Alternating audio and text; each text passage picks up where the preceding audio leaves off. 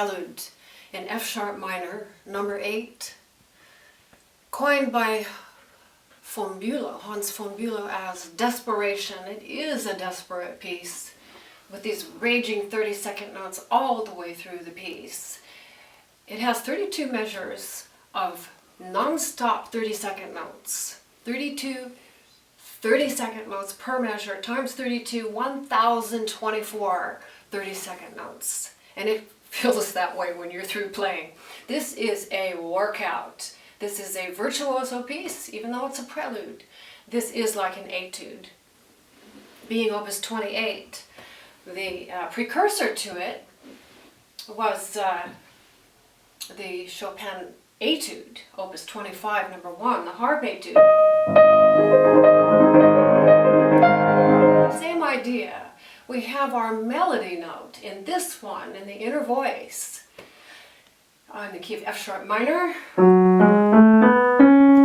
C-sharp is the dominant, and that E-sharp harmonic minor plays a pivotal role in the piece.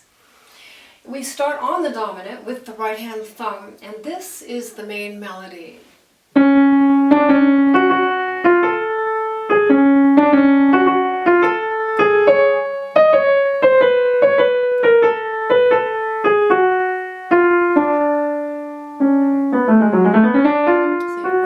F-sharp harmonic minor. It's all played with the right hand thumb, the entire melody, and it must be sustained. This is the challenge, is to hold that down. I want to show you the music here.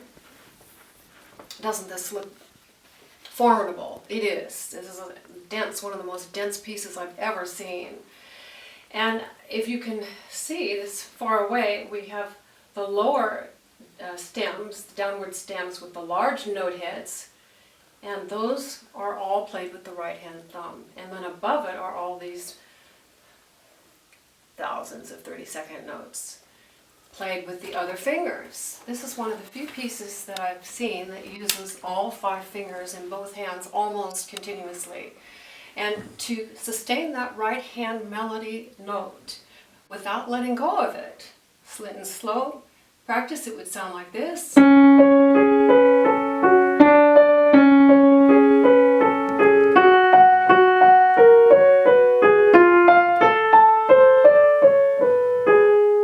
to do that for the whole piece takes tremendous stamina and endurance.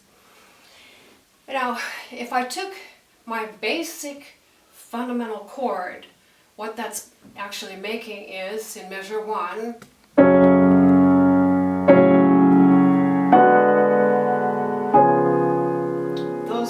skeletal chords beneath all of these 30-second notes. So what's happening with the 30-second notes are, they are appoggiaturas. They're leaning against that fundamental chord that I just played for you, above it and below it, above and below, sometimes chromatic, sometimes diatonic, meaning from the scale. So here is our opening.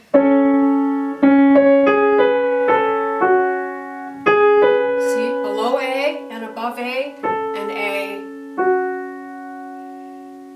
Now what I like to do on this piece, I learned this as a child, but I've recently relearned it as an adult with many more practice tools in my arsenal. And one of the things I highly recommend is to block chord the inner intervals. Remember that Chopin's idol was Bach. So what many people don't remember, that this is not a melody and an accompaniment. No, this is 4-part harmony, sometimes 5-part harmony. So we have the inner notes are like the alto line here, and I like to block these. Let me just play this. This is going to sound a little funny. Hear that clash, that amazing dissonance. Awful. And you know what he's doing? He's making the piano scream here. I'm not making this up. There's a quote from Alfred Cortot where he describes this piece as such. The snow falls, the wind screams, This is screaming here, and the storm rages. But inside my sad heart, a more terrible tempest rages. And this is what Chopin was feeling. I mean, he was coming apart with some inner struggle, and don't we all have that sometimes in our lives? So this piece typifies that. We want to go to these dissonances because that's where the emotion is, that's where the character is in the piece. Let me continue now with the block chord work of the right hand.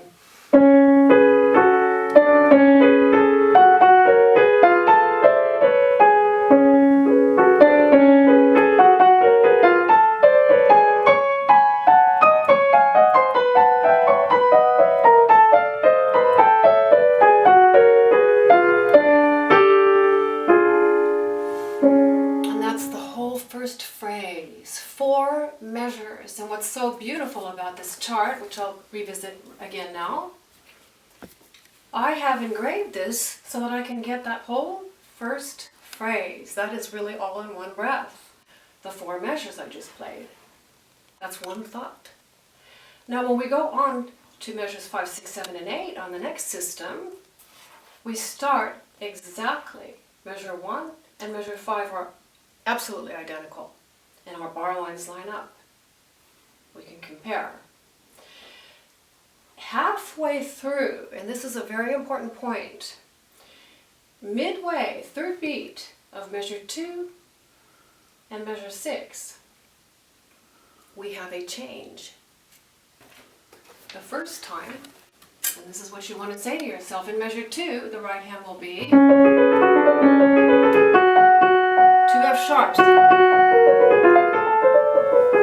On the repeat, measure 6, we have F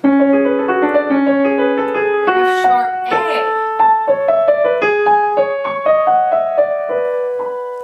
So I tell myself, I've been writing the music on the third beat. Go up to A on the second time. And on the recapitulation of the piece, which is page 2 here, this is really interesting. Measure 19 and 20 are exactly like that second time, measures 5 and 6.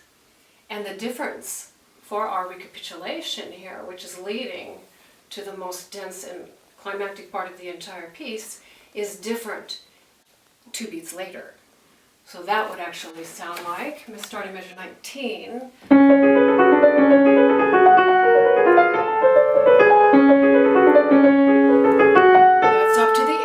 The second time, but stays the B. Where we are right now, the second time.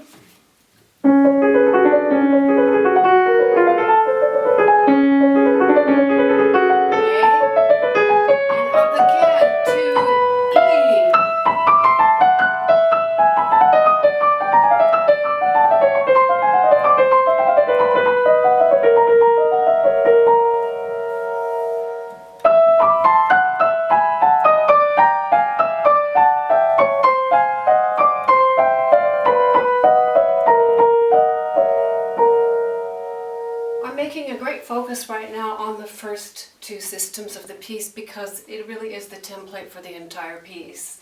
And there's so much in it. It's so dissonant. It's so dense. We haven't even started with the left hand yet. That, instead of having 8:30 seconds per beat, has on the beats 1 and 2 and triple. 1 and 2 and. Against the right hand, 1, 2, 3, 4, 1, 2, 3, 4, we have a polyrhythm. We have a 4 against 3. So for the beginning learning of the piece, that can be tricky. Left hand alone, here is our triplet.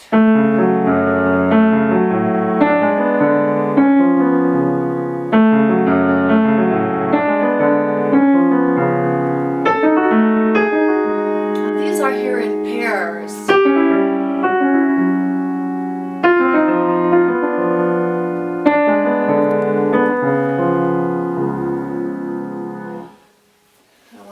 I really love to do is to redistribute that part with the 2 hands, and that way I can hear it as a blocked chord and listen to the parts that I want to bring out the most, because this is the tenor and the bass.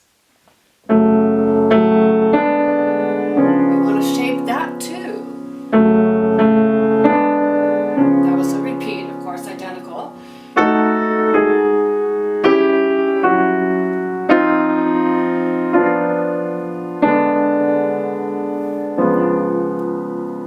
Enormous. That's a seventh plus an octave. When I teach this piece also, in order to negotiate the 4-3 rhythm, I start by just eliminating the triplet in the left hand and playing just this outline of the left hand. 10th, octave, octave. And putting it with the right hand, this lines up beautifully. When I put the hands together with the triplet eliminated, this is a really powerful way of beginning the piece, so it's not so overwhelming, not so intimidating. Slowly. And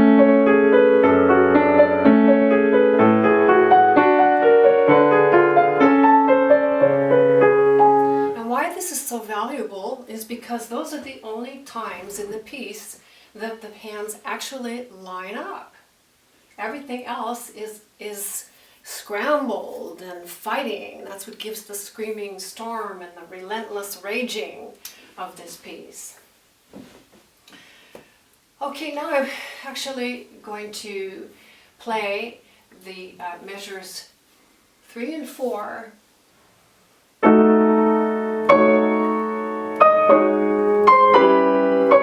with just the octaves in the right hand.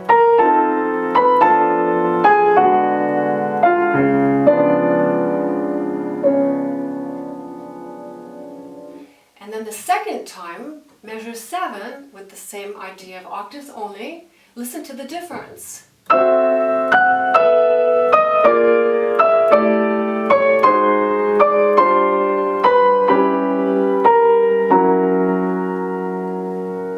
Both of those start points, measure 3 and measure 7,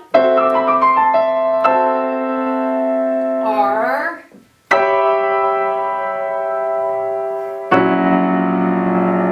that is the first scherzo. He liked this chord. It's a great chord.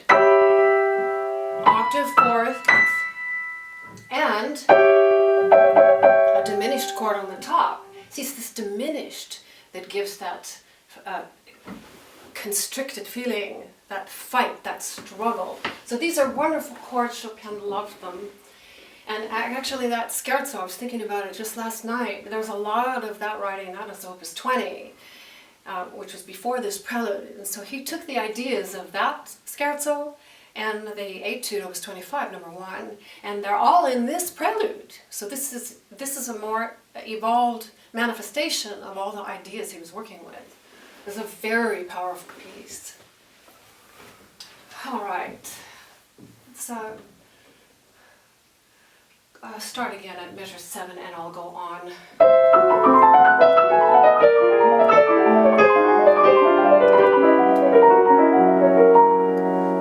Chromatic line there, and repeat, and he drops. It's so miraculous, this modulation down the half step. So beautiful here. Hands together, measure 9.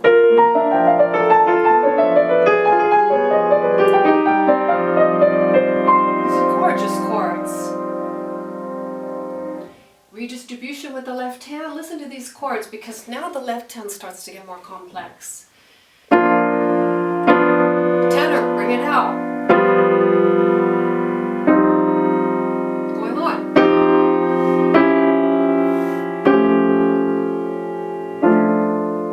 Going on. A pair. Another pair.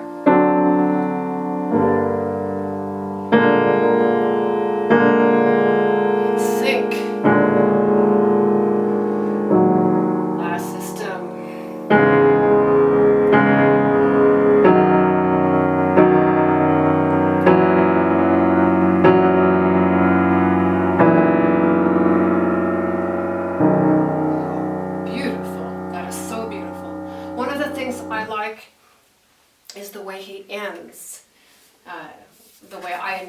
pieces is to end with a modulation.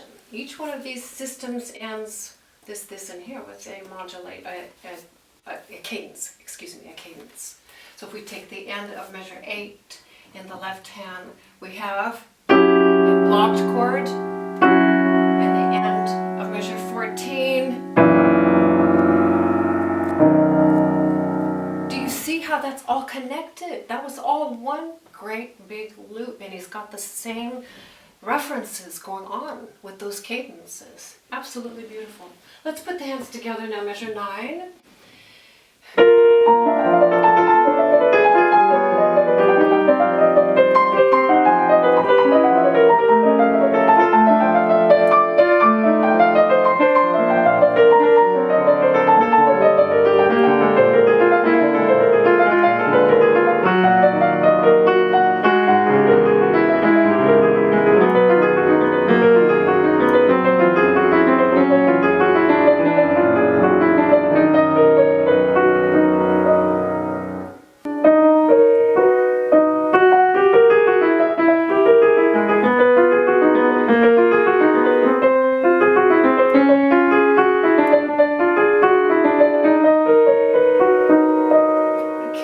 For you, the number of G flats you're going to have to play. 1,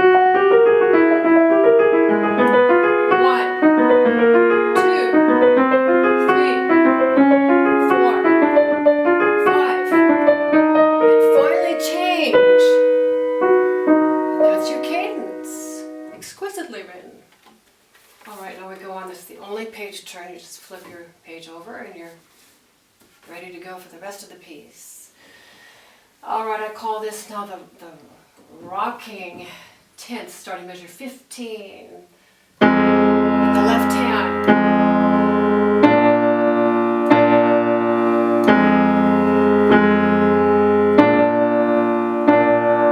He's stuck here, we're not moving.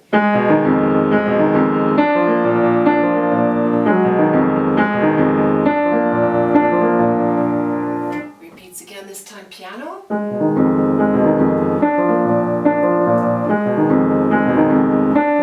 And the modulation at the end. What goes over that in the right hand? And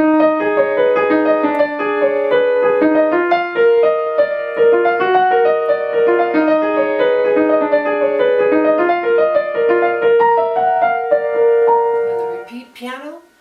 Another thing I focus on is the third finger of the right hand. 1, 2, 3, 4, 5, 6, 7, 8, 9. 1, 2, 3, 4, 5, 6, 7, 8. 1, 2, 3, 4, 5, 6, 7, 8. Bring out that fifth 30-second note. They're always with the third finger, and it makes the harmony so beautiful.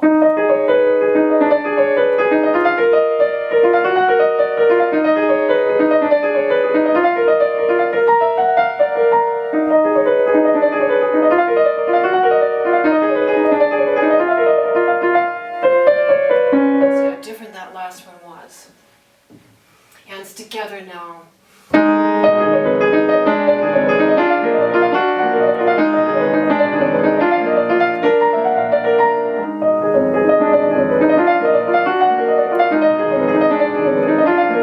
Modulation, back, recapitulation.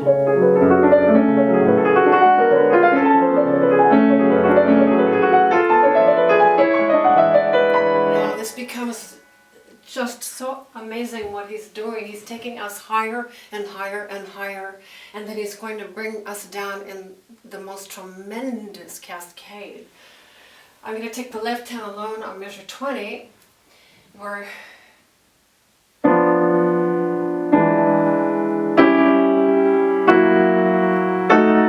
climbing. Measure 22 here. Redistribution, measure 23. This is the pinnacle right here.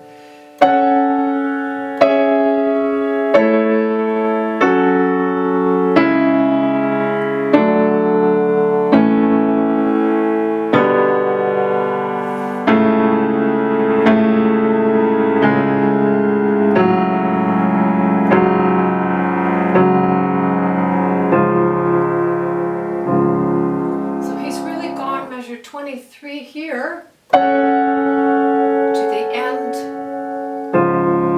4 measures later. Do you see the reference? Those cadences that tie together at quite a long distance apart. Chopin had these enormous phrases in mind. This is a gigantic architecture. In fact, some people call this an entire universe. This one prelude is a standalone piece, not like anything else, really. I like to look at the outer parts of the left hand as in measure 23. So 11th, 10th, 10th, 10th, 10th, octave, 10th, octave.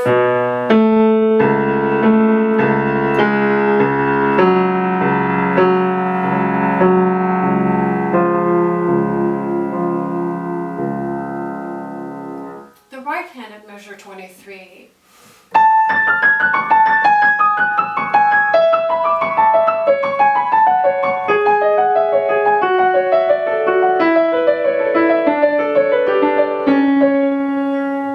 To me, the most glorious thing of all, when you take the right hand thumb and the left hand thumb and play just those beat notes starting at measure 23, there is a hidden duet of descending thirds, and this is what that sounds like.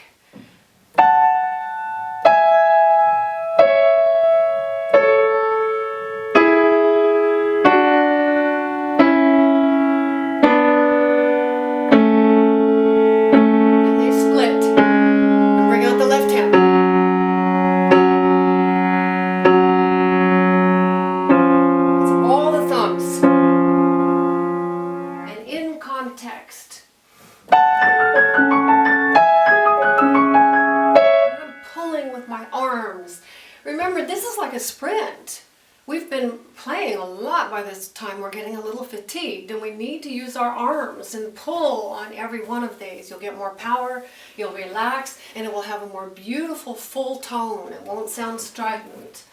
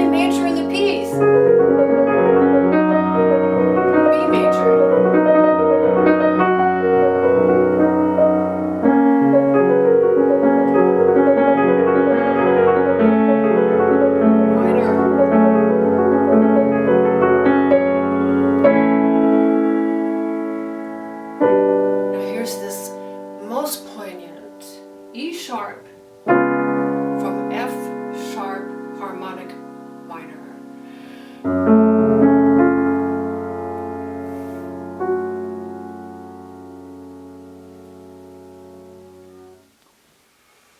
So this tempest, this raging tempest, this internal raging tempest. I've had my own raging internal tempest recently. I think everybody does, being human. Nobody escapes. That's just part of the fabric of being human. The highs and the lows, and the good and the bad, and the things that happen to us that we don't want to happen, but they do. And this piece represents all of that. But how wonderful and fortunate for us to have such a miracle of an art piece like this, to exemplify the struggle, but to actually elevate it through great art, through the lens of Chopin's heart and eyes and vision. And when I surround myself with this piece, I not only feel comforted and distracted, sometimes I actually feel elevated and transformed through the beauty of such magnificent art. I hope this will be helpful for you in your practice, and this is a piece for the ages and the decades, for all of us, forever. Thank you.